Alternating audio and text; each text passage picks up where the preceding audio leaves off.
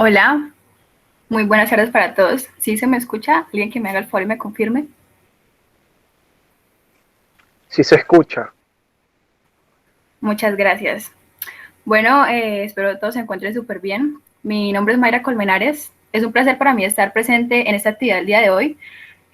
También agradezco a todos los que están aquí y extenderles una bienvenida por participar en esta actividad que es dirigida por ACAM y los comités de EPM y SCORE.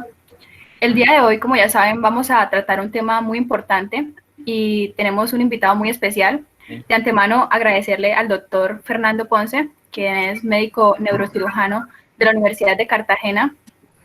Bueno, él es la persona que nos estará acompañando y realizando la charla el día de hoy. Gracias, doctor, por aceptar esta invitación. Al doctor siempre le ha gustado y fascinado el tema de la historia y pues es por eso que el día de hoy va a compartir un poco con nosotros sobre este tema. Y bueno, los dejo en manos del doctor. Bienvenido, doctor. Muchas gracias. Muchas gracias a ustedes por la invitación. Muy buenas tardes a todos. Pues hoy se cumple un hecho histórico. Como bien decías, a mí siempre me ha llamado mucho la atención la historia, tal vez el romanticismo de las épocas anteriores, pero ante todo un detalle que es bien conocido por todos, que el que no conoce la historia está condenado a repetirlo. Este es un evento que la humanidad recuerda con mucha tristeza en general, aunque planteó el final de una guerra, la más grande guerra que ha existido en la historia de la humanidad, eh, tiene una serie de factores morales, una serie de factores económicos, geopolíticos, que cuando uno escucha al pasar, los americanos, los norteamericanos tiraron una bomba sobre terreno japonés, algunas personas dirán, pero es que siempre recordamos Pearl Harbor. En realidad, tiene uno que remontarse un poco atrás en la historia y ver qué estaba pasando en el mundo de los 30 y los 40 para poder entender por qué se llegó a una respuesta tan contundente y tan soberbia de parte de Estados Unidos. Empecemos pues. Hay que establecer los precedentes. Lisa Meitner y otros Frisch fueron capaces de exponer en Alemania en 1939 un paper donde ellos explicaban de qué consistía la fisión de los átomos de uranio y plantearon por primera vez el desarrollo de el crecimiento de lo que iba a ser el estudio de lo que iba a derivar en la bomba atómica. Einstein, poco impresionado por este descubrimiento, escribe, y vean la fecha, el 2 de agosto de 1939. Ni siquiera se había presentado el estallido de la guerra y él advierte al presidente Franklin Delano Roosevelt en una carta privada sobre la implicación que tenía este desarrollo y esta posibilidad de que Alemania fuera capaz de fabricar una bomba y transportarla a donde quisiera en el mundo con un poder de batalla superior a cualquier arma conocida hasta ese momento. Es importante esa fecha, el 2 de agosto de 1939, porque planteó para Franklin Delano Roosevelt una incógnita y saber que aunque Estados Unidos no estaba en guerra, y de hecho la guerra no se había gestado aún, existían una serie de eventos que iban a presagiar lo que estaba pasando en el mundo. El escenario europeo estaba conmovido con el crecimiento impresionante del Tercer Reich. Adolf Hitler con su retórica, con sus ideas, con su resentimiento ante una raza que consideraba inferior como los judíos, fue gestando dentro de una población quien masivamente acudió a eventos organizados por el Reich, incluso a las Olimpiadas de 1936, donde ellos esperaban demostrar al mundo la superioridad aria y donde hubo un norteamericano, Jesse Owens, un norteamericano de raza negra, para más molestia de Hitler, que fue capaz de superar en las pruebas de pista y campo en varias ocasiones a los mejores atletas alemanes de la época. Pues bien, ese pueblo que está ahí vitoreando a Hitler, que está elevando el brazo, fue capaz de arremeter contra todos sus vecinos europeos. ¿Qué pasó entonces el 1 de septiembre de 1939? Hitler abrió la guerra invadiendo a Polonia. Y vean ustedes que el 1 de septiembre se presenta, pero ya había una serie de tensiones entre Chamberlain, Hitler, Stalin. Había un juego de la política que mueve el mundo que aún hoy se mantiene Y es una danza que es impresionante. Ustedes oyen a cada rato que Trump, que el presidente de Corea del Norte, que el de China, y esto es histórico. Por eso volvemos a recordar en el pasado y que no debemos cometer los errores que llevaron a un genocidio como el que vivenciamos durante la Segunda Guerra Mundial. Pues bien, fíjense ustedes, en menos de 10 meses tenemos a un Hitler paseando rondo por Francia, y a pesar de que los franceses y los ingleses se encontraban en guerra abierta desde el 3 de septiembre, los norteamericanos no se habían involucrado en la guerra. Ellos venían históricamente de una recesión muy importante. Hubo la caída de la bolsa histórica en Wall Street en 1933 y ellos estaban recuperando su nación. De hecho, ellos aportaron mucha carne de cañón para la Primera Guerra Mundial y hubo un resentimiento hacia los presidentes que estaban comandando esa época por haber permitido que hijos de Estados Unidos fueran a morir en territorio europeo, siendo que no era ni siquiera su nación. Eso hizo que Estados Unidos mirara un poco con el rabillo del ojo lo que estaba pasando en Europa. Y aunque aportaron dinero, comida, tanques, combustible, sobre todo a Gran Bretaña, que estaba sitiada y bombardeada perennemente por los bombarderos de Hitler, ellos no habían decidido en ningún momento participar de la contienda. Tuvo que ocurrir algo. ¿Qué fue lo que pasó? Y hay que ver la historia. Los japoneses habían invadido China, habían empezado un proceso en China sistemático de invasión. Ellos iniciaron la Segunda Guerra Sino-Japonesa. Desde el 7 de julio de 1937, fíjense ustedes, 2 años antes de que la guerra se hubiera declarado en Europa, ya los japoneses querían expandirse. ¿El motivo? Una isla carente de recursos naturales. Necesitaban petróleo, necesitaban minerales. Todo ello tenían que extraerlo de algún lado. Manchuria les brindaba la oportunidad, pero ya era una guerra interna entre dos razas que podían ser hermanas, pero que estaban luchando desde años antiguos. Así que a través de Corea ingresaron a Manchuria y quisieron expandirse dentro de China. Esta guerra, incluso si ustedes ven las fechas, hasta el 9 de septiembre de 1945 se mantuvo vigente, aún que ya se había firmado el tratado de paz al finalizar la guerra. De eso hablamos después. En todo caso, este era el Japón que veíamos el 1 de septiembre de 1939, la zona que dominaba la isla de Japón y las áreas circunvecinas que había podido Japón invadir y dominar. Pero miren ustedes, la geopolítica. Tenemos a una India que estaba bajo el dominio de los ingleses, perdón, la India que estaba bajo el dominio de los ingleses. Vemos toda esta zona que era dominada por los Países Bajos, por Bélgica, por Holanda.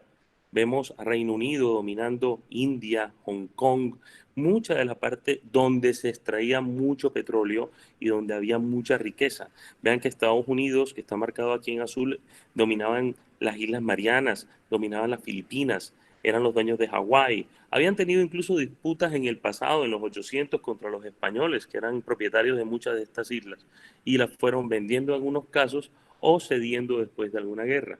Pues bien, Japón con su política expansionista quería que Asia fuera para los asiáticos. ¿Por qué tenía que estarle dando los recursos naturales a Asia a provincias que eran de países europeos?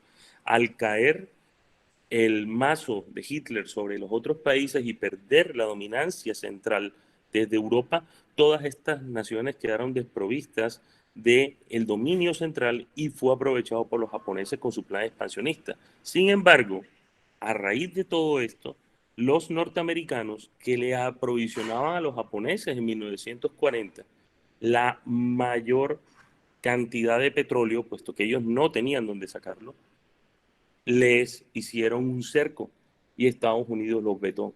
A Japón le quedaban 3 meses apenas de suministros de combustible para movilizar su flota.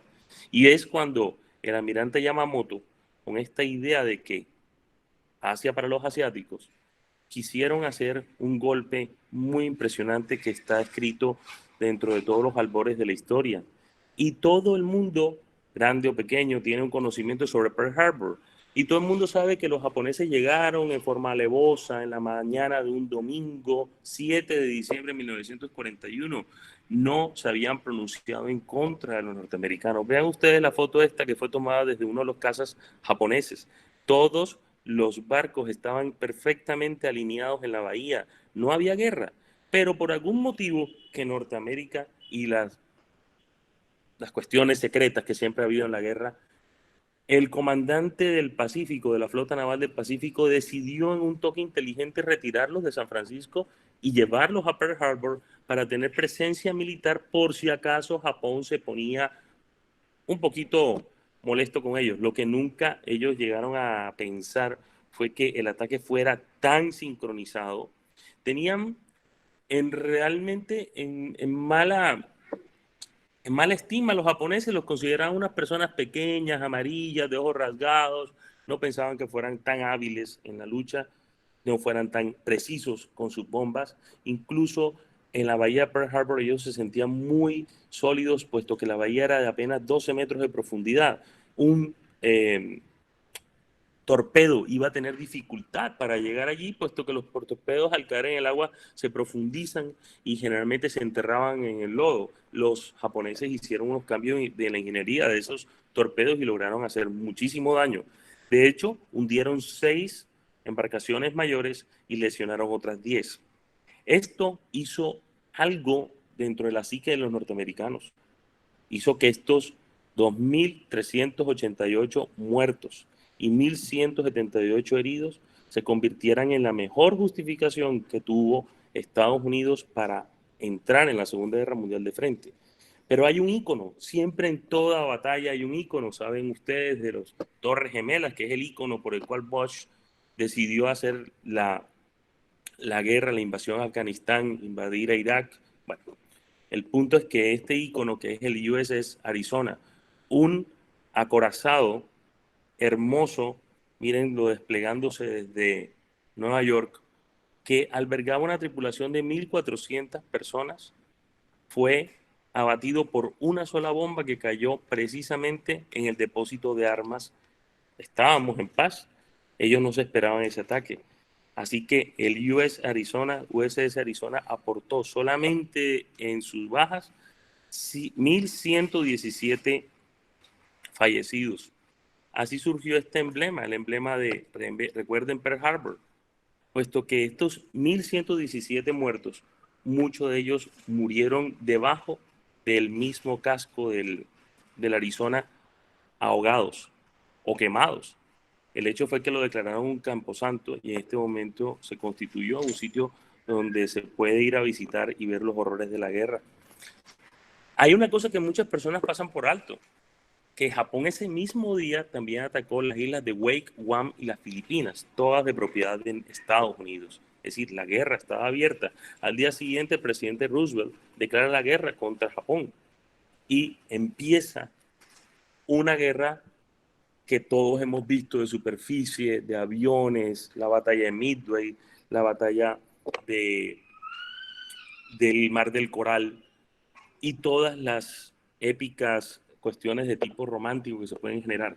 Pero en realidad ya sabía el tema, el presidente Roosevelt, hacia dónde podía correr el futuro y empezó a financiar, aunque oficialmente fue en agosto de 1942, la creación del famoso Proyecto Manhattan, con una serie de ingenieros y con una serie de científicos que habían emigrado desde Europa, por cierto.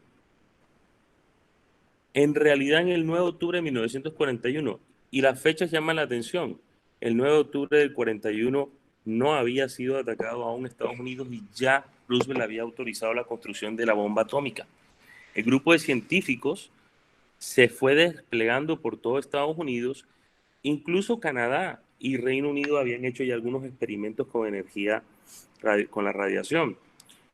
El costo que tuvo el proyecto Manhattan, que se llevó a cabo en varias ciudades de Estados Unidos, pero el sitio más conocido o más recordado es esta zona, la zona de los Álamos, puesto que ahí se llevaron a cabo el desarrollo de las armas como tal, siendo que en otros sitios como Oak Ridge y en Washington, D.C., que se generaban todas las ideas políticas, tuvieron que fabricar unas unidades especiales, lo que ahorita veríamos nosotros que son las plantas nucleares para poder generar el uranio radiactivo y el plutonio. Así que ellos, en esa época, con la tecnología que se disponía en 1942 hasta que se desarrolló, se gastaron la no despreciable suma de 2 billones de dólares americanos, que si nosotros lo extrapolamos a los momentos modernos, equivaldría a 28.825 billones de dólares americanos. Eso, en este momento, era toda una unidad militar, pero tenía que tener un líder desde el punto de vista científico, y para eso estaba el físico Robert Oppenheimer, a quien se le atribuye mucho el desarrollo de esta tecnología. Pues bien, el 16 de julio de 1945 hicieron un test. Ahora, ¿el test por qué lo hicieron? ¿Estaban mostrando poder o ellos tenían dudas? Hay muchas controversias al respecto, puesto que dentro del área de los Álamos hicieron 3 bombas en realidad. Hicieron un arma de fisión de tipo balístico que la llamaron después el Little Boy, que es el que detonó sobre Hiroshima. Tenía un peso aproximado de 4 toneladas y media y tenía una capacidad de explosión de 14.5 kilotones. El Fat Man, perdón, que era el que detonaron sobre Nagasaki, y era un poco más pesado y utilizaba plutonio. El primero utilizaba uranio. Y The Gadget era un estilo del Fat Boy, y el 16 de julio del 45, como no tenían muy claro cómo iba a ser el fenómeno, ellos decidieron hacer la prueba sobre esta torre. Ahí preparaban el Gadget y vemos unos fotogramas en una secuencia que demostró el poder que obtenía la bomba.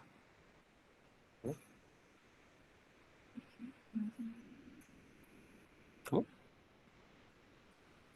La bomba tenía una capacidad en ese momento de 20 kilotones de TNT, es decir, 20.000 toneladas. ¿Qué pasó? Alguien está presentando. No sé. Alguien está compartiendo la pantalla. Creo que es una tal Margarita. Margarita, disculpa, ¿puedes dejar de compartir la pantalla, por favor?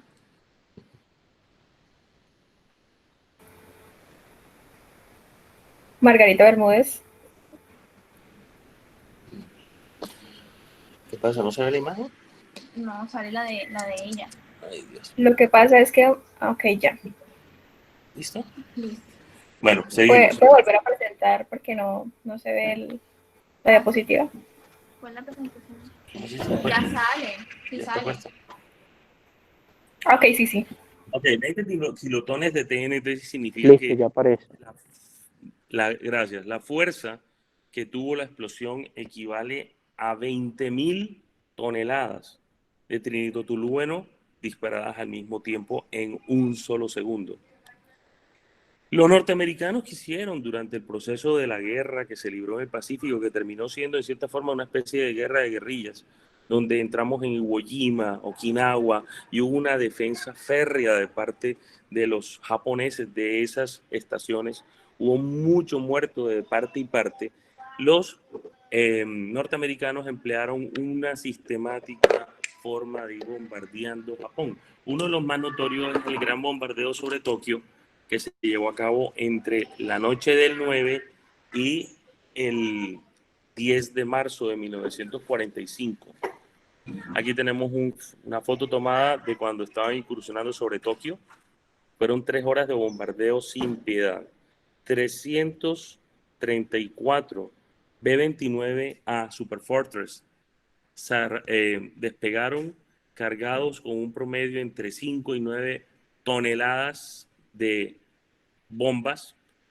279 pudieron desplegar su carga y se registró aproximadamente 1.700 toneladas de napalm. ¿Por qué el napalm y no TNT? Porque ellos sabían que Tokio era una ciudad muy tradicionalista, donde la mayoría de los habitantes vivían en casas hechas de papel, de madera, y el trinitotolueno es más fuerte la explosión y podría acabar tal vez con estructuras de concreto, de ladrillo.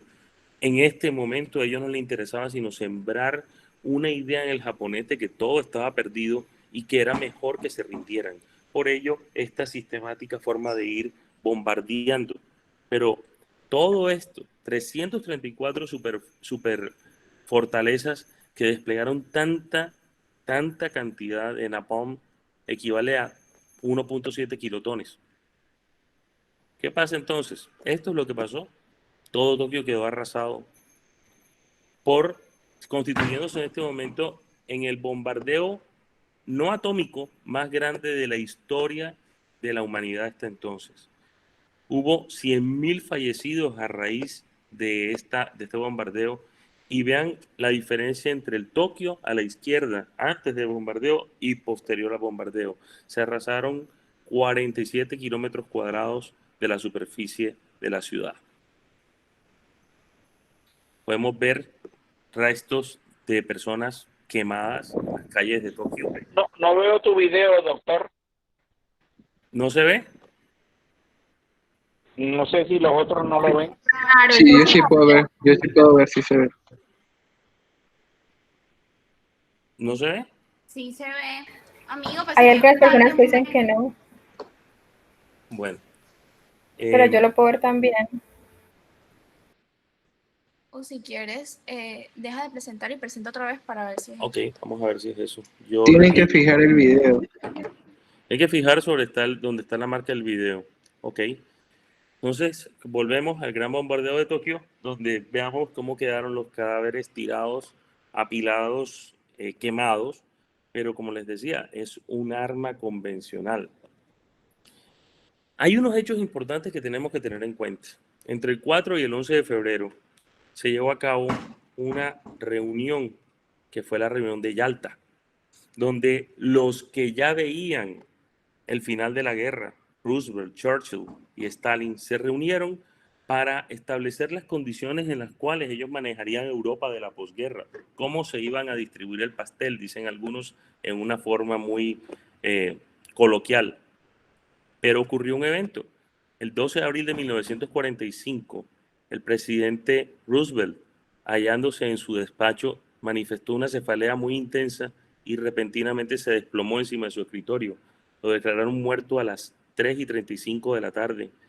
Y el entonces vicepresidente, era el Harry Truman, a las 7 de la noche del mismo día prestó juramento como el presidente 33 de los Estados Unidos. Roosevelt es históricamente el único presidente que ha sido reelegido hizo 4 mandatos, fue reelegido 3 veces. Y el vicepresidente Truman, que apenas llevaba 4 meses en el gobierno con Roosevelt y que desconocía muchas cosas, dentro de ellas el proyecto Manhattan, tuvo que asumir el comando de un país que se encontraba en plena guerra. Ocurrió otro hecho importante en 1945. Hitler muere a raíz de un suicidio que cometió en su búnker cuando vio perdida la guerra, y finalmente Alemania, el 8 de mayo de 1945, firma la rendición incondicional. Ya los alemanes se habían rendido ante los rusos, también lo hicieron del lado oeste cuando los americanos llegaron, y finalizaron firmando el tratado en el 8 de mayo. ¿Qué ocurrió entonces después de que los alemanes entregan sus aspiraciones bélicas? La reunión de Potsdam, ya el empoderado presidente de los Estados Unidos, Harry S. Truman, se presenta entre Churchill, Stalin, y establecen dentro de la reunión de Potsdam las bases para la finalización de la Guerra del Pacífico. Ya los rusos no estaban preocupados, puesto que se había acabado el enemigo alemán y estaban en plena disposición de demostrar su poder. De hecho, es algo importante, y aquí hay que detenerse un poco en la parte geopolítica. El día D, ¿por qué lo hicieron? Para acabar la guerra rápido, para demostrar poder.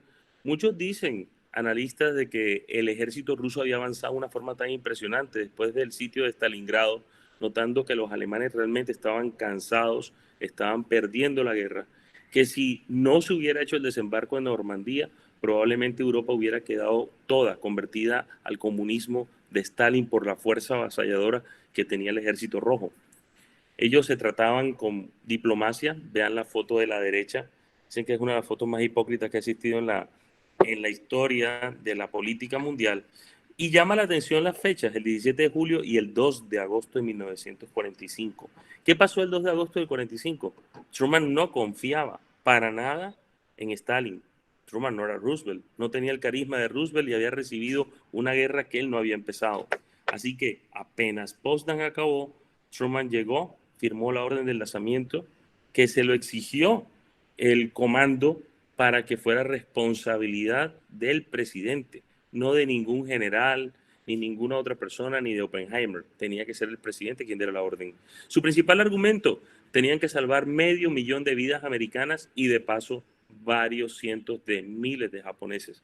Ellos se basaron en una tabla interesante que tenemos acá abajo de cómo fue la mortalidad de los norteamericanos en Iwo Jima, en Luzón y en Okinawa, recuperando todos los atolones, islotes que se encontraban, mientras que vean la cantidad de japoneses que fallecieron, defendiendo un territorio insular. No estaban defendiendo la isla misma, la propia isla de Japón. Pues bien, el coronel Paul Tibbets, un piloto con características de mucho temple, fue elegido y en sus 30 años de edad se le designó como el que iba a conducir la bomba atómica. Hubo también muchas reuniones para determinar cuál iba a ser el blanco. Hubo personas que pensaron que era mejor bombardear Tokio. Otros les decían que tenían que mandarle las imágenes que habían obtenido a los japoneses, las imágenes que habían obtenido en el Álamo con la prueba que hicieron en Trinity. Les dijeron que no debían ser y se presentó una lucha de ideas, personas que consideraban de mano dura y personas de mano blanda. Pues bien, los de mano dura parece que ganaron, puesto que ellos decidieron lanzar desde la isla Tinian, una de las islas recuperadas, a los japoneses.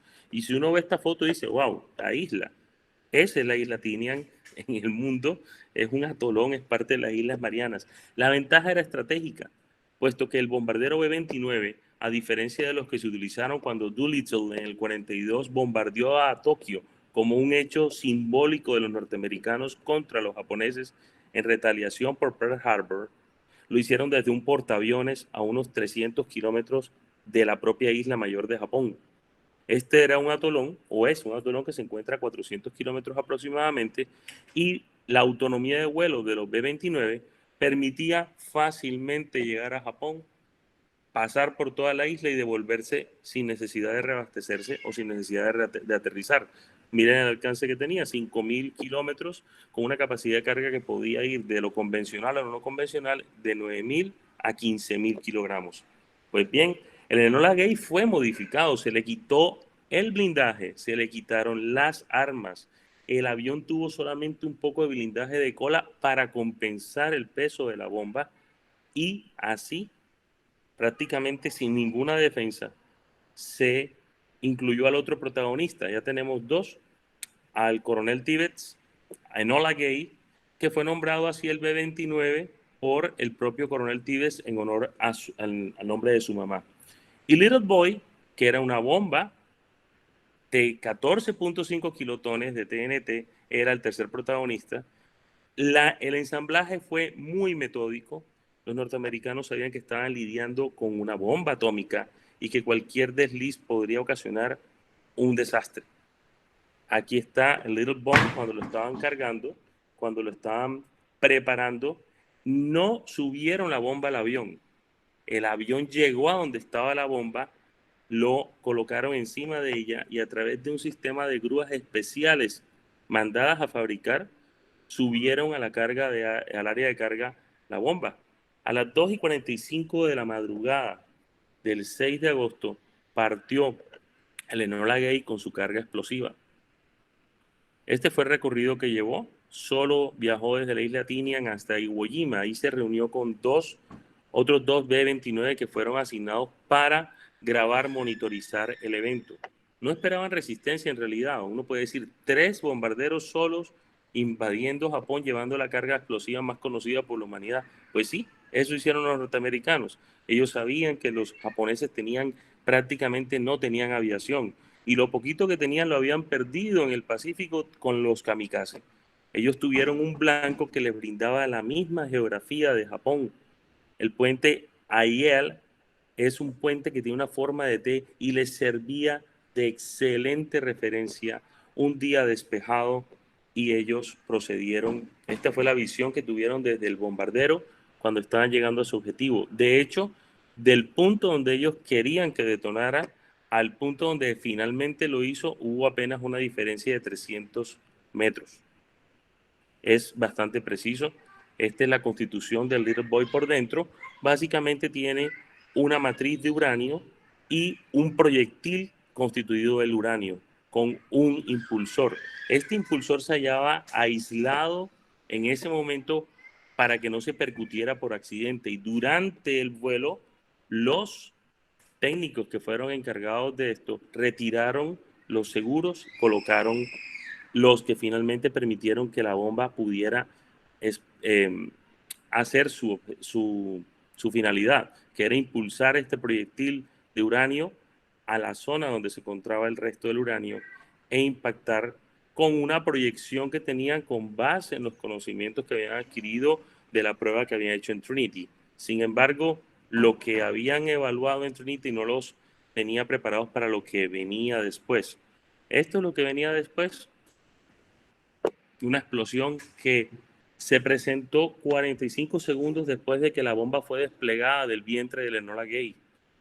De hecho, la explosión alcanzó el Enola Gay y hay unos récords de que solamente pudieron separarse del sitio de donde desplegaron la bomba 1.8 kilómetros antes de que la explosión, el hongo, los alcanzara. El copiloto del avión narraba en unas grabaciones que fueron secretas hasta 1970, que sentía sabor a plomo en la boca, y eso que se encontraba alejado, que habrán podido sentir los pobres habitantes de Hiroshima cuando recibieron toda esa carga.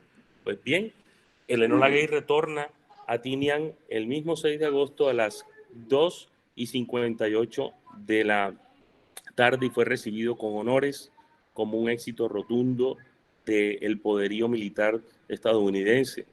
La duración del vuelo fue de 12 horas y 13 minutos. Aquí tenemos unas imágenes a la izquierda de cómo era Hiroshima, cómo quedó Hiroshima después de la bomba atómica. Este es un emblema que se llama el Domo de la Paz.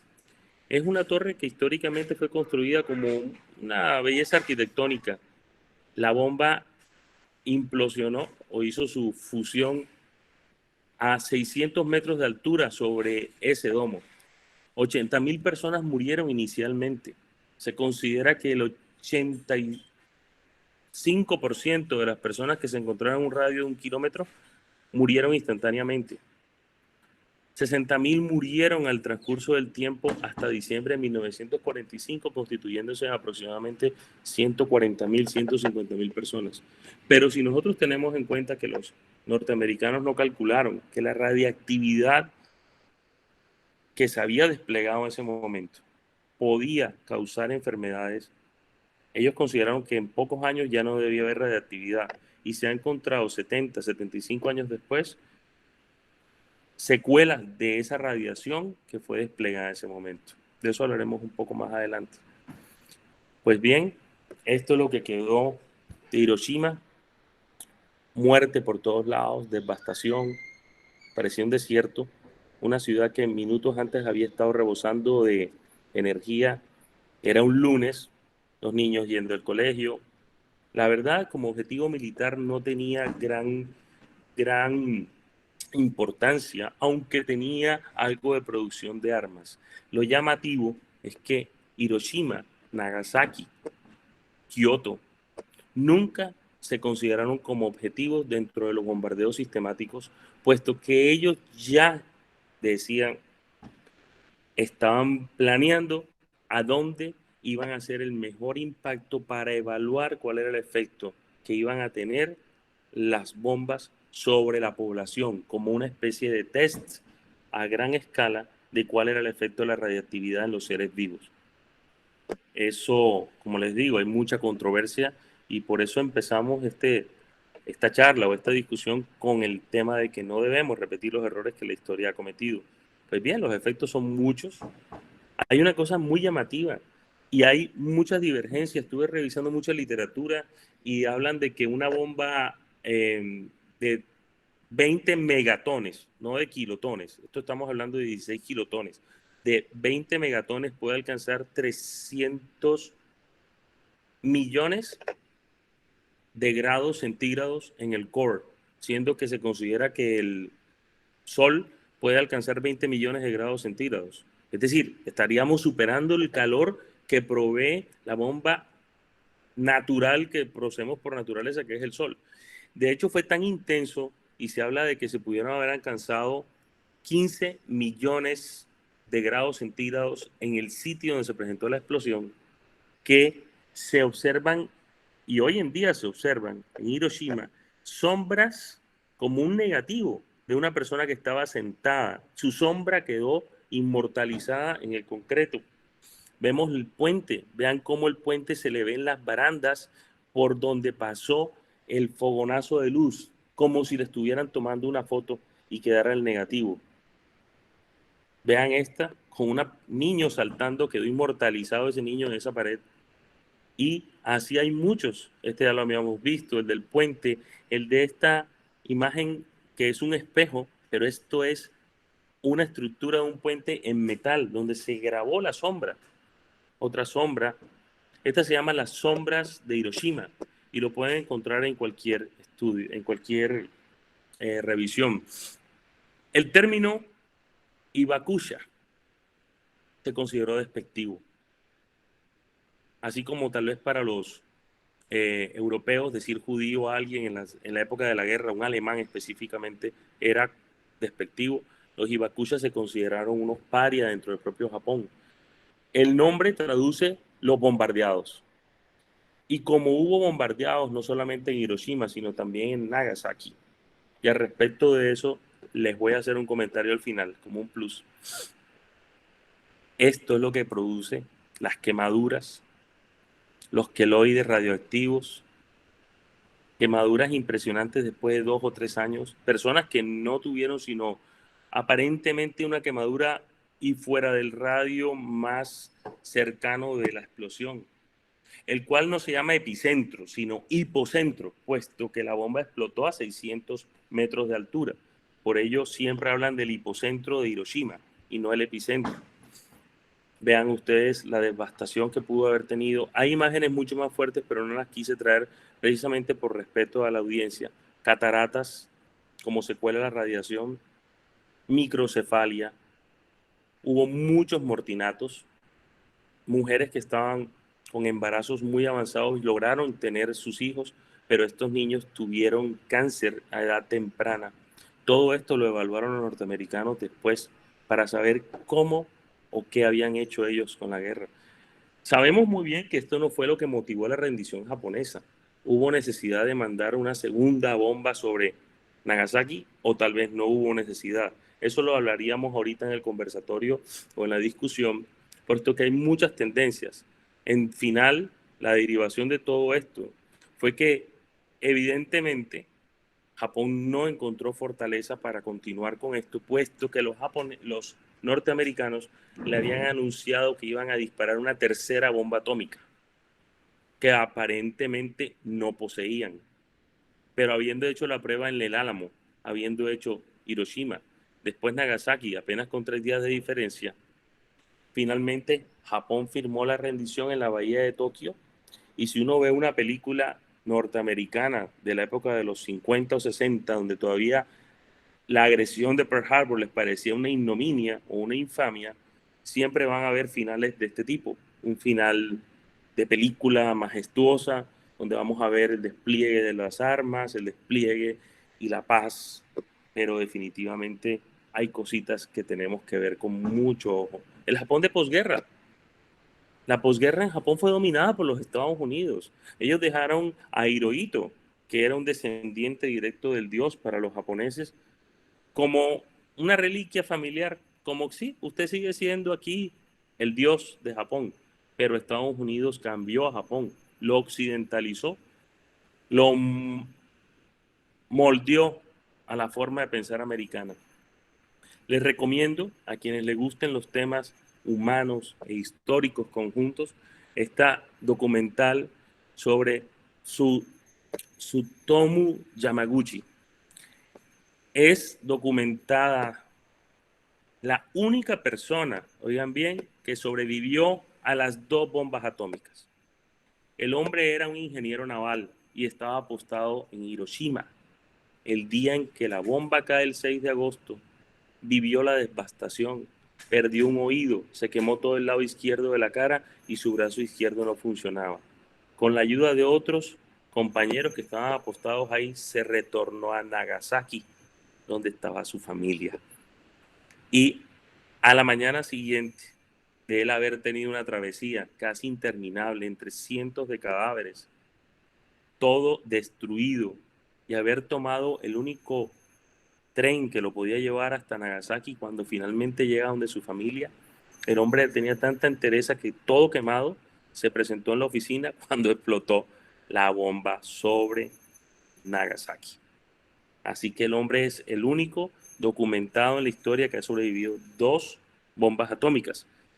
Se pasó más de 50 años de su vida sin poder decir nada al respecto. Se lo recomiendo, está en Netflix. Lo buscan como Twice y lo van a encontrar.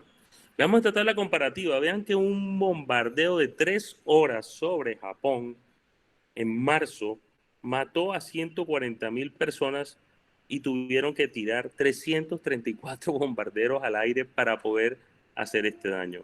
Mientras que en Hiroshima, una sola bomba fue capaz de matar alrededor de 100,000 personas en forma inmediata y en Nagasaki 81,000 personas. Podemos sacar nuestras propias conclusiones. ¿Por qué los norteamericanos hicieron eso? Aquí tenemos los 2 extremos de la moneda. Siempre es bueno tener los 2 lados de la historia para poder sacar nuestras propias conclusiones, no dejar que nos digan lo que tenemos que pensar. Y aquí podemos ver el Memorial de Pearl Harbor, donde está la ignominia de los japoneses, sin aviso previo, y que ahí están todas las almas, y eso fue declarado camposanto, el Memorial del USS Arizona. Y aquí tenemos el Domo de la Paz en Hiroshima. Podemos interpretar esto y podemos abrir la discusión. Yo les dejo unas ideas. ¿Por qué los norteamericanos, y disculpen que esté en inglés, por qué los norteamericanos piensan ustedes que botó las bombas atómicas en Japón? Hay varias teorías, unas ciertas, otras no tanto, pero debemos analizarlas todas. Primero, era un arma militar que podía finalizar la guerra rápidamente, salvar vidas y mantener a los rusos fuera de la guerra. ¿Por qué? Porque 2 días después de que arrojaron la bomba sobre Hiroshima, los rusos se vinieron contra los japoneses y empezaron a invadir Manchuria y se iban contra Japón. Los norteamericanos dijeron, un momentico, señores rusos, nosotros tenemos otra bomba y otra más. Y por eso, según muchos analistas, fue que ellos decidieron tirar la bomba de Nagasaki, que tal vez, o para muchos, ni siquiera la Hiroshima estaba justificada porque Japón ya quería o ya mostraba signos de decaimiento. Otra teoría, una venganza por Pearl Harbor. De hecho, el presidente Truman habló muchas veces de eso, buscando la sensibilidad del mundo porque ellos fueron los primeros agredidos. Una venganza por Pearl Harbor y por los crímenes de guerra de los japoneses contra los prisioneros de guerra. Hay que ver algo. Los japoneses consideraban, por su formación, por sus antecedentes de shogun, por sus antecedentes samurái, de que ningún guerrero tenía derecho a rendirse y el que lo hacía no tenía honor. Por eso vilipendiaron mucho a los prisioneros de guerra de los aliados, los intoxicaron, hicieron test biológicos, hicieron, así como ustedes escuchan que en Nuremberg los alemanes sobre los judíos lo utilizaron como unos cobayos para hacer experimentos, eso también hacían los japoneses y los consideraban menos que seres humanos por haberse rendido, habían perdido el honor y para ellos en su filosofía no estaban haciendo nada malo, pero para eso están los tratados de las guerras, para respetar los límites, para hacer un test de estas armas nuevas que no sabían nada de ellos, cómo afectarían la vida de los humanos, para ver qué realmente tenían entre manos, o para asustar a los rusos, para que ellos no fueran a confrontar al oeste. Y se creó a raíz de esto, o ya se estaban estableciendo las primeras bases de la Guerra Fría. muchas gracias a todos. Hemos hecho una revisión con todo el ánimo de rehacer esto. Son 75 años de algo que no debe volver a pasar en la historia de la humanidad. Sabremos siempre que habrá disputas, que habrán personas que van a querer imponer sus ideas, pero cuando tú haces algo que puede afectar a la humanidad misma, realmente tienes que mirar que muchas veces el fin en realidad no justifica el medio. Cuando uno justifica, cuando uno piensa que el bien que uno puede estar generando a través de un proceso bélico es por un bien común, es por un bien como románticamente siempre escuché cuando era niño hablar a mi padre, a mis tíos, a las personas que sabían de esto, puesto que mi papá nació en plena guerra mundial, es de 1936, mi mamá, bueno, antes de la guerra, en 1940 nació mi mamá. Son personas que estaban muy niños para recordarlo, pero sus padres vivieron lo que pasó en la guerra y aunque lastimosamente, como nos puede pasar con el coronavirus, cuando empezó en China, la usanza de escuchar a la gente folclórica colombiana, eso no pasa nada, eso está en China, eso está muy lejos de aquí. Pues vean que eso se volvió un fenómeno mundial. Si nosotros no somos capaces de reaccionar y de tener conciencia de que el fin no justifica los medios, realmente podríamos caer en el error que todavía hoy muchos en el mundo le critican a los Estados Unidos, porque mirándolo históricamente, Estados Unidos es la única nación que ha utilizado la energía nuclear, las bombas atómicas, y no fue una sola, fueron dos, contra otra nación en la historia de la humanidad. Eso pues debe llamarnos a hacer reflexión, y si es verdad que había un interés geopolítico, o si en realidad los alcances que tenía Truman al respecto de su idea de cómo debía ser el final de la guerra estaba evitando realmente que otras personas murieran, 500,000 vidas norteamericanas que se evitaron sacrificar, sí, pero sumando lo que pasó en Hiroshima y Nagasaki, los japoneses perdieron 250,000 de personas, más las secuelas que eso dejó, puesto que hay cosas que no podemos todavía saber. Está demostrado que el índice de leucemia, de mieloma múltiple, de cáncer inducido por la radiación es muy elevado y los sobrevivientes de esta bomba atómica justificada, exagerada o no, son los que la padecieron. Tenemos que mirar el otro lado. Los norteamericanos siempre dijeron, tenemos las gráficas, los videos de nuestros hermanos llenos de aceite quemándose en vida con ese diésel que les cayó cuando cuando el ataque a Pearl Harbor. Pues como les digo, si el fin justifica los medios, el ser humano terminará perdiendo lo que lo caracteriza, la humanidad. Volveremos a repetir errores. En este momento, cualquier bomba atómica de cualquiera de los 5 países que están autorizados. Ahora, son cosas que uno ha encontrado en esta revisión. Hay 5 países en el mundo que están autorizados a tener bombas atómicas. Nadie más. Y adivinen cuál no tiene bomba atómica. El único que ha recibido el ataque. Japón no lo tiene. ¿Quiénes tienen en este momento bombas atómicas en el mundo? Obviamente los norteamericanos, los franceses, los rusos, los chinos y los coreanos. Y adivinen por qué fue eso. Porque después de la guerra, ellos hicieron test nucleares. Los rusos en el 49 también, perdón lo que voy a decir, se bajaron la bragueta y mostraron lo que tenían al resto del mundo. Ya, los gringos no son los únicos que lo tienen grande. Nosotros tenemos bomba atómica. Y los franceses hicieron unas agresiones sobre unos atolones propios de Japón, de Francia. Pero adivinen dónde fue eso. En el Pacífico. Ellos no se iban a complicar su vida haciendo ningún estallido, ninguna propiedad francesa que fuera cercana a su propio país. Y lo que hicieron básicamente fue eso. Pruebas. Todos los que hicieron pruebas antes de 1975 son permitidos que hoy en día tengan arsenales nucleares. Otra cosa es la energía nuclear. Por ejemplo, ustedes saben que Japón tiene aproximadamente el 20-25% de la energía de Japón se obtiene no de la quema de fósiles, sino de las bombas, de las plantas nucleares. Y otro detalle es que ustedes recuerden cuando hubo el terremoto y después el maremoto que afectó a Japón, que tuvieron una medio emergencia nuclear, no de la proporción de Chernóbil. Pues bien, cualquier bomba atómica que posea cualquiera de estos países, y actualmente hay 22.000 bombas nucleares, posee entre 400 y 600 veces el poder de la bomba que se arrojó sobre Hiroshima.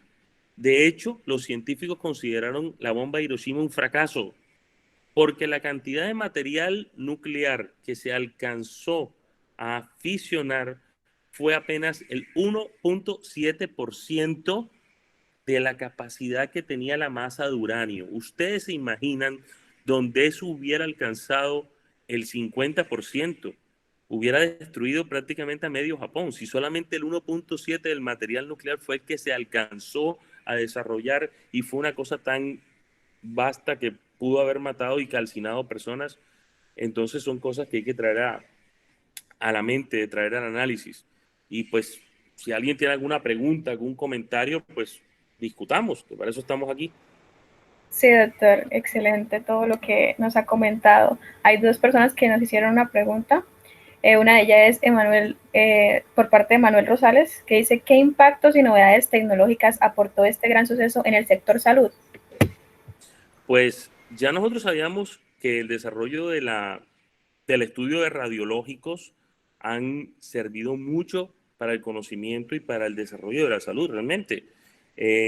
Cuando se hizo el primer rayo X, que fue un alemán, ya estábamos manejando radioactividad.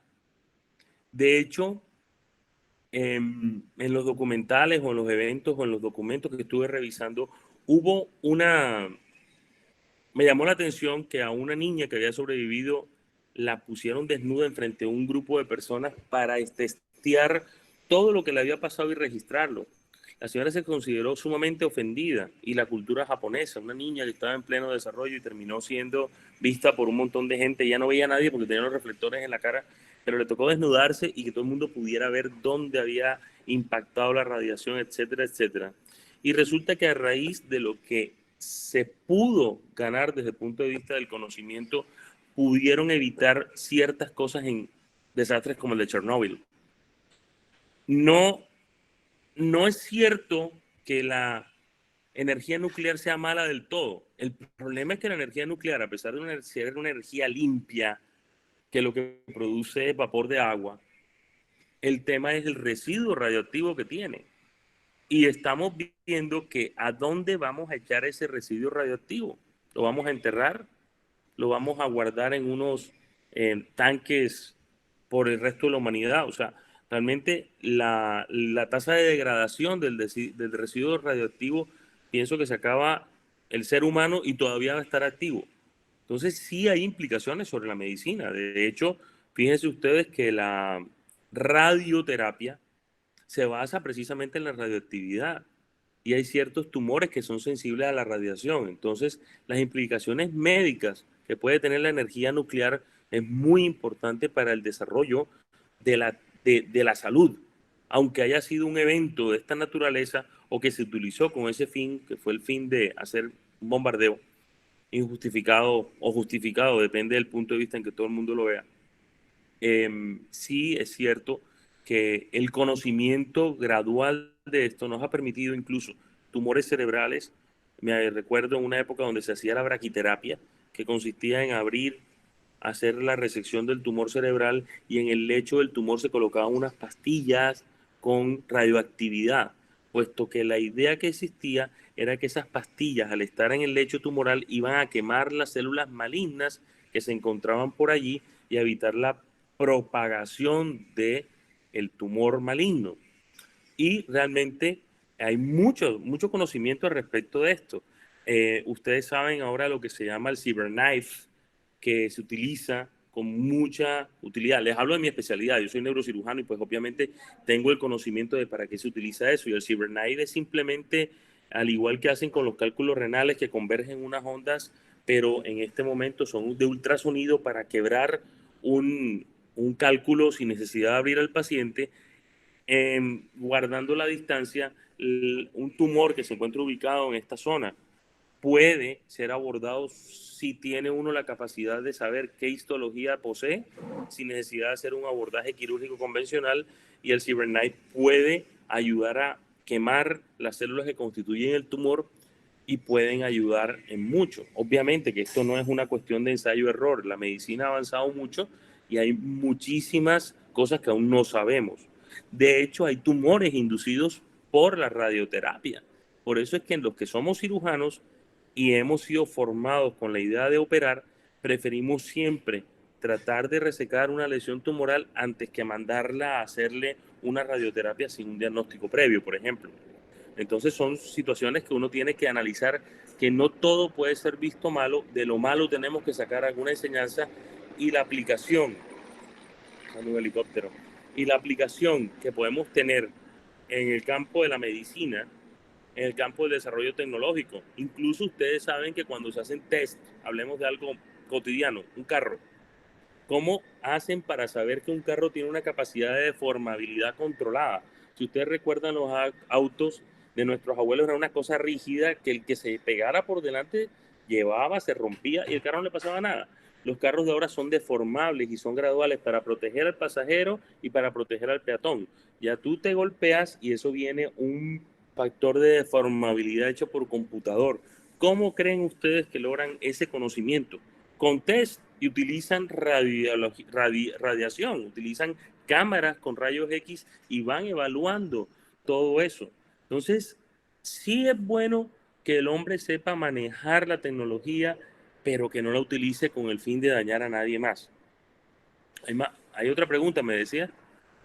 Sí, aquí acaban de hacer otra pregunta. Sí. Dice, si se utilizara una bomba atómica nuevamente, ¿sería de la misma escala de la de Hiroshima? ¿Cuáles serían las consecuencias sociales, políticas? ¿Sería probable? Bueno, hay varias preguntas en la misma pregunta. No sé si la leen en el chat o la No, la vamos aquí analizando. Bueno, vamos a buscarla aquí en el chat. La cosa es que, bueno, aquí...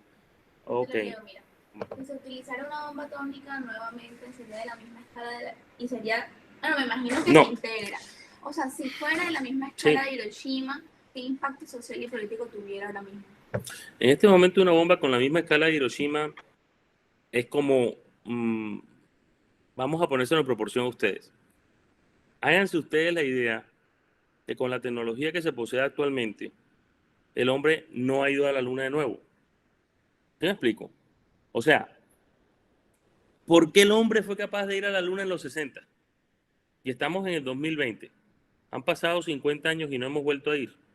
¿Por qué? ¿Cuál era la necesidad de que el hombre fuera a la luna? Tal vez es lo mismo que pasó con Hiroshima, era demostrar el poder. Entonces, si ustedes quieren comparar la bomba de Hiroshima con las bombas que poseemos en la actualidad, los arsenales nucleares, estaríamos hablando, valga la proporción, de un triciclo contra un Ferrari. ¿Así? Es decir, la bomba se ha sofisticado tanto que el promedio de una bomba, la de Hiroshima tuvo 16 kilotones, la de Nagasaki tuvo 23 kilotones, o sea, tuvo 7.000 kilotones más, pero causó menos daño porque el Fatman no explotó donde ellos pensaban, explotó a 3 kilómetros y pegó más sobre las colinas que rodeaban Nagasaki, por eso no hubo tanto muerto. Y el efecto que ellos pretendían no era un efecto de matar a la gente, era psicológico. Doctor Fernando. Sí, señor. Dígame, señor. Explícanos la geoestrategia del problema de lo que es hoy y lo que era en el 45. Es lo que digo, o sea, es una lucha de poderes. En este momento los norteamericanos se quedaron sin enemigos y los están buscando. Y también depende del personaje que está en el momento en el poder. Y si me están grabando y mandándoselo allá a la CIA, me va a venir a buscar aquí alguien. Pero el tema es que, si ustedes se dan cuenta, en la historia de la humanidad, los norteamericanos siempre tenían algo que mostrar. Dense cuenta que en 1941 ellos tenían siempre la estampa de Pearl Harbor. Recuerden Pearl Harbor, recuerden el Arizona. Ahora tenemos en la época moderna, ¿qué recuerdan ustedes de la época moderna? Las Torres Gemelas. ¿Qué está pasando? O sea, siempre hay una lucha de poderes donde el que está montado en el poder siempre tiene la necesidad de demostrar que son los más poderosos para decir yo soy el que mando. Y tradicionalmente Estados Unidos siempre se ha mantenido ante la humanidad y románticamente como los defensores de la libertad, y estuvieron en todas las guerras que ha habido, en la de Corea, en Vietnam, en la Primera Guerra Mundial, en la Segunda Guerra Mundial, y cualquier guerrita, esos manes se meten porque ellos son los dueños de la libertad y están en la OTAN y la ONU está en Nueva York. Es decir, si ustedes lo miran geopolíticamente, en este momento podría darse que cualquier persona que tuviera un poquitico, pero un poquitico de locura en su cabeza, podría oprimir el botón y se arma la locura. ¿Cuál es el problema? Y lo dijo el emperador Hirohito cuando se entregó, cuando él se rinde, él colocan sus generales que lo que estaba pasando en Japón y lo que su enemigo había hecho de continuar haciéndolo no iba a acabar solamente con la raza japonesa, sino que podrían acabar con la humanidad. Y es algo que puede ser hasta profético si nosotros no nos despertamos al respecto.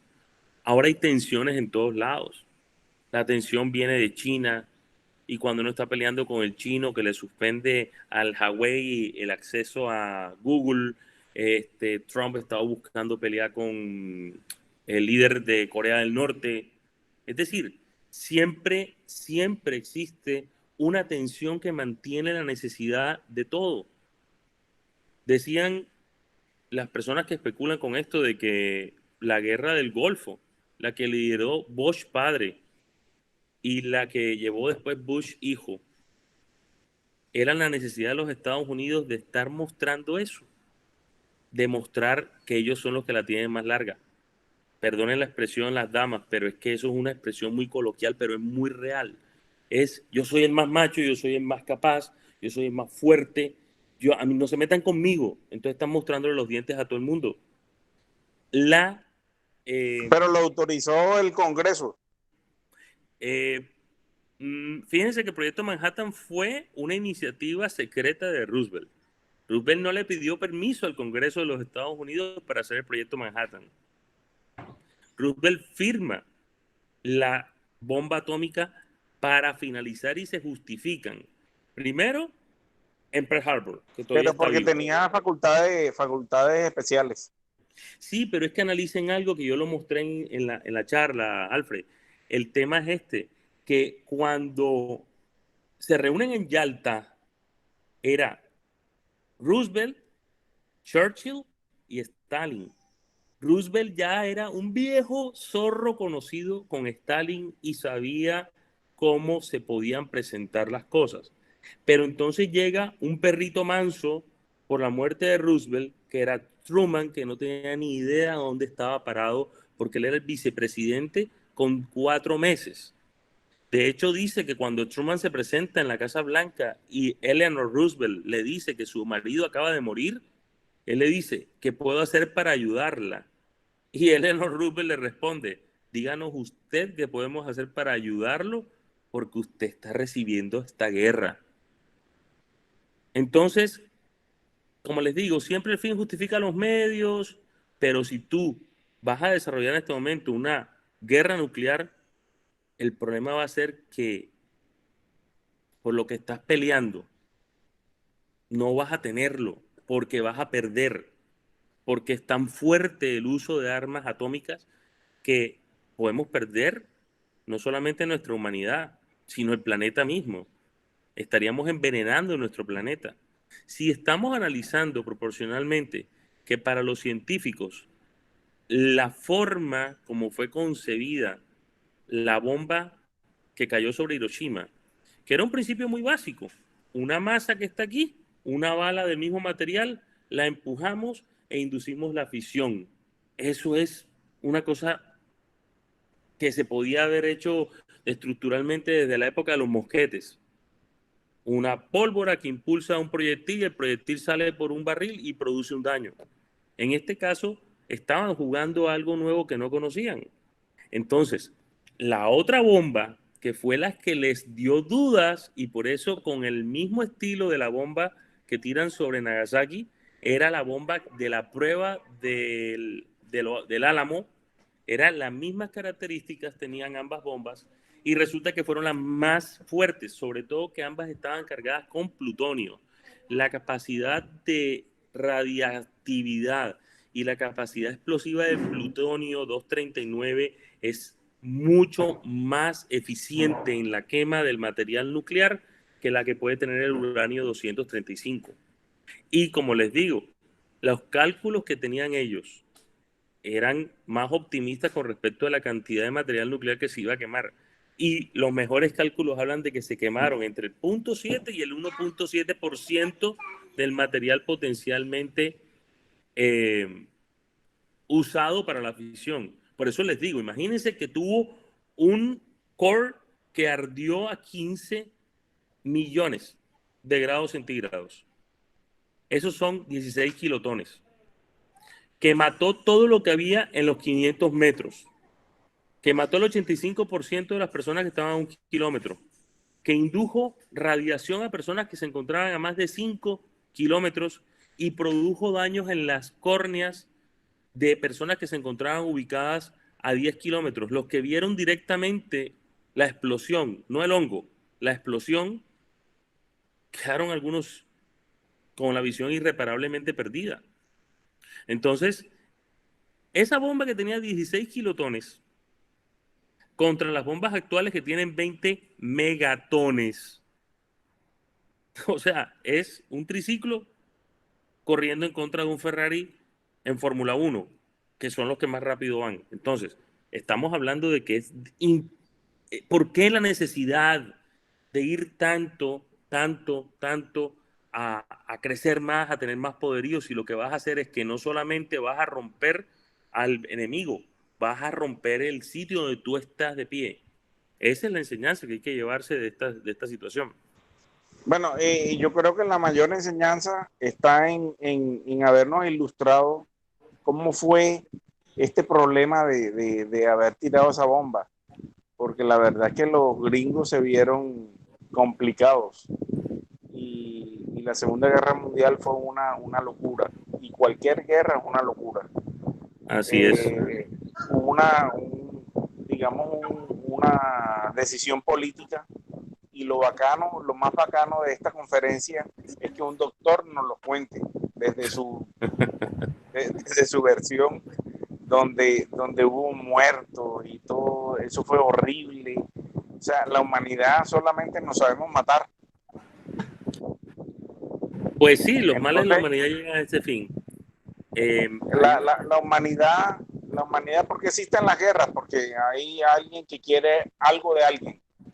Sí, hay disputa, hay mucha disputa. Aquí veo una pregunta de Gustavo Valderamar. Ah, perdón, no, es que estaba viendo la parte de abajo. En la misma escala se lo había visto. ¿Sí? Sí, Gustavo nos pregunta aquí algo, no sé si lo leo o lo está leyendo. Veo que dice que durante la Segunda Guerra Mundial y durante la Guerra Fría existieron programas para robar científicos alemanes y rusos respectivamente. También se consideró el asesinato de los mismos y en ese momento solo querían garantizar el poderío armamentista. En esos programas se pudo haber asesinado grandes mentes y perderse sus aportes científicos. ¿Considera usted que estos programas favorecieron la carrera armamentista de los Estados Unidos? Es una buena pregunta. De hecho, hay evidencia de que al haber se desarrollado en Alemania el concepto de la fisión nuclear y haberle advertido a Einstein, a Roosevelt, sobre las implicaciones que podría tener y que podría incluso hacerse un arma con esa tecnología, la carrera armamentista, que siempre ha sido muy buen negocio, tú no conoces a ningún armamentista que esté pasando hambre. De hecho, si ustedes ven en los Estados Unidos los tiroteos en los colegios, en las universidades y todas esas cosas, eso tiene un trasfondo económico. Los dueños de las armas no permiten que haya una modificación. Y dentro de la Constitución americana está unos derechos inalienables de que la persona tiene todo el derecho y utilizar el poder que sea necesario para defenderse a él, a su familia y a su propiedad. De hecho, en los Estados Unidos, muchas personas dicen que si una persona entra a tu predio sin previo aviso, tú tienes el derecho de utilizar toda la letalidad que esté a tu alcance si tú te consideras amenazado.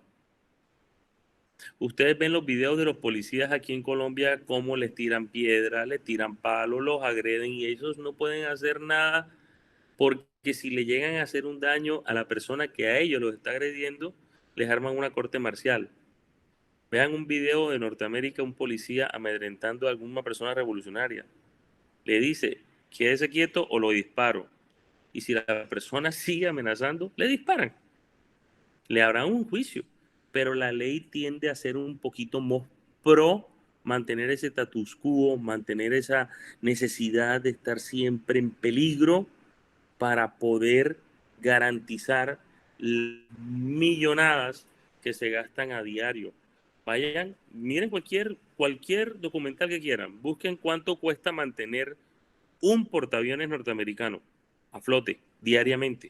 ¿De dónde sale esa plata? Esa plata no se la regalan, esa plata la obtienen de un negocio. Y el mejor negocio de la historia de la humanidad siempre ha sido la carrera armamentista. Es cierto que en Europa, muchos por su ideología religiosa fueron perseguidos. A Hitler no le importaba si el tipo era Nobel. Con el simple hecho que fuera judío, para él era suficiente para que fuera considerado menos que un perro.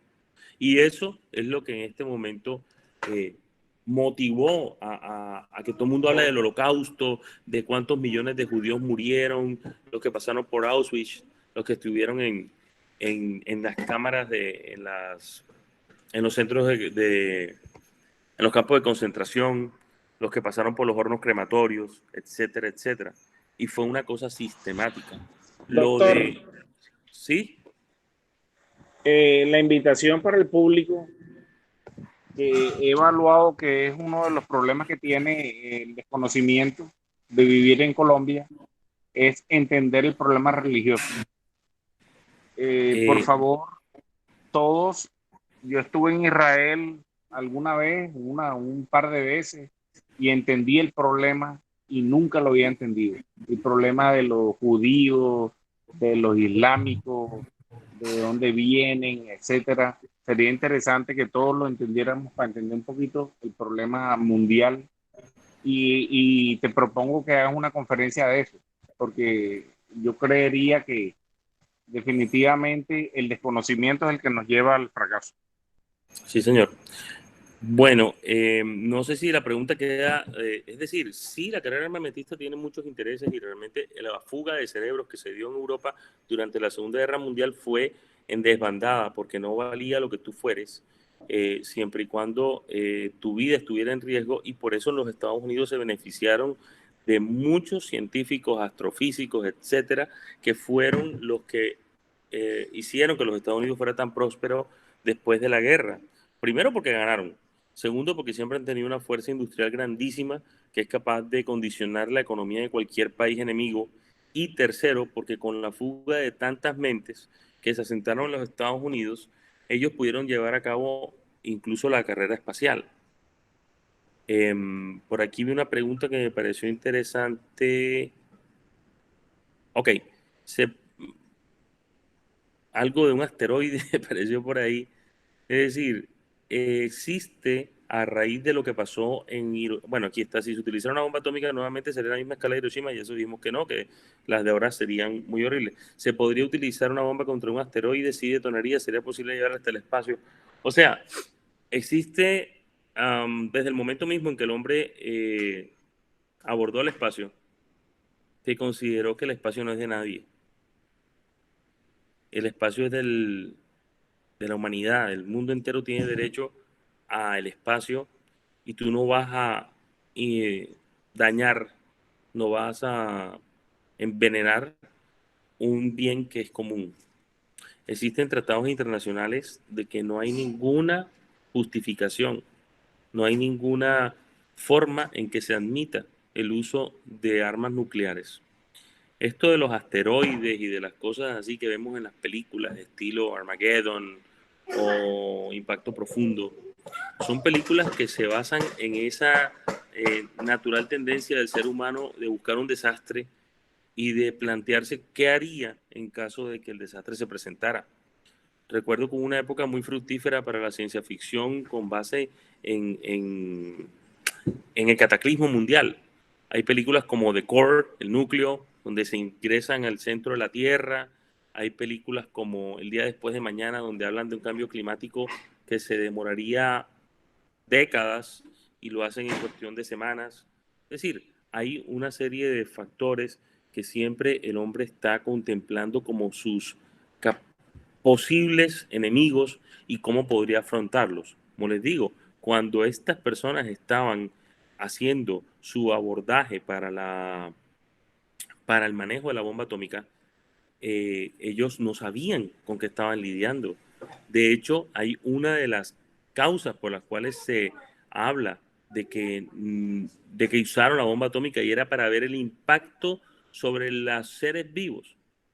Es decir, me parece una justificación demasiado obscena como para que alguien haga eso. Y nos estamos rebajando al mismo nivel de los alemanes cuando hicieron experimentos con niños, con judíos, con gente, a ver qué pasaba cuando utilizaban una sustancia u otra. Recuerden que hay mucha controversia en los famosos niños del Brasil, que Joseph Mengele teóricamente se vino de allá de Alemania y empezó a hacer estudios y experimentos. Es decir, hay todo. Uno habla de la caja de Pandora, uno habla de que cuando se hizo eso, los norteamericanos sabían muy bien, y mirándolo retrospectivamente uno puede pensar que ellos no sabían realmente con qué estaban lidiando. De hecho, uno de los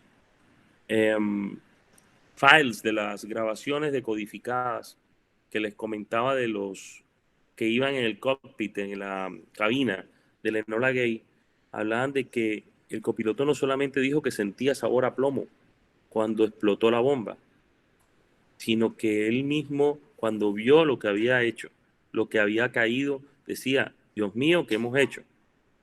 Según tal vez amedrentados por la misma cuestión de que después de la Segunda Guerra Mundial vino la Guerra Fría y los norteamericanos tenían que demostrar una unión en contra del socialismo, porque en ese momento el socialismo era el enemigo. Es como les digo, siempre hay alguien contra el que pelear. Entonces, si en la época de la conquista de los españoles, nosotros, los indiecitos eran los que había que culturizar y eran los salvajes. Ya los norteamericanos diezmaron a toda su población india. Los indios Sioux los sistemáticamente los acabaron. Aquí los españoles hicieron lo que quisieron con los indiecitos. Siempre ha habido un motivo para que la gente pelee. Vean el apartheid en Sudáfrica, donde eso es una tierra propia de los africanos. Y sin embargo, ¿quiénes mandan? Los holandeses, los franceses, los ingleses en Sudáfrica, porque eso está lleno de puros diamantes. Y cuando las naciones han recobrado su independencia, recuerden el caso de Sudamérica, cuando en la época precolonial todo estaba bien, pero cuando la gente se sublevó, hubo mucho muerto para que fuéramos naciones libres. Los mismos norteamericanos cuando se independizaron de Inglaterra, los mismos indios cuando se independizaron de los ingleses. Y siempre existe la tendencia de hablar de los hindúes, pero es que el hinduismo es una religión, y siempre digo lo mismo, no son hindúes, son indios de la India. Y toda la historia que ha habido con el ser humano es que alguien quiere siempre saber más. Saber más no es malo, saber es bueno, sobre todo cuando tú lo compartes con otras personas. El problema es que tú creas que eres infalible o que creas que porque sabes más tienes que imponerte. Precisamente, si el ser humano es lo que es porque todos los días tenemos la oportunidad de interactuar con otras personas y de crecer como seres humanos. El llamado de una fecha como hoy es que no dejemos pasar esto. Son 75 años de algo que cambió el curso de la humanidad para bien, si sabemos todo lo que se ha desarrollado de tecnología, lo que sabemos ahora de los resonadores magnéticos, lo que sabemos nosotros de avances para mejorar la salud de la gente. Si ustedes piensan que en los años, a principios de siglo, el promedio de vida del ser humano podría ser de 40 años, muchos de nosotros, incluyéndome, estaríamos muertos ya. Pero las expectativas de vida han mejorado porque ahora se identifican las enfermedades en forma más precoz, porque yo puedo tener un equipo que genera rayos X y puedo ver cuando estoy operando a un paciente dónde se encuentra ubicado su tumor o dónde está la estructura de la columna que no quiero lesionar, o cuando vemos casos de pacientes que tienen obesidad mórbida y le están colocando una sonda que les llega hasta el estómago para poderle colocar un balón gástrico. Utilizamos rayos, utilizamos la radiación, pero una radiación con un objetivo médico. Cuando un paciente tiene un cáncer que hace 30 años lo hubiera matado en cuestión de meses, ahora vemos pacientes que sobreviven décadas con un tratamiento adecuado. Y ese es el uso adecuado del conocimiento, el uso adecuado de la tecnología, por un bien común, no por un interés particular. Los japoneses siempre han sido muy disciplinados y después de la Segunda Guerra fueron más disciplinados.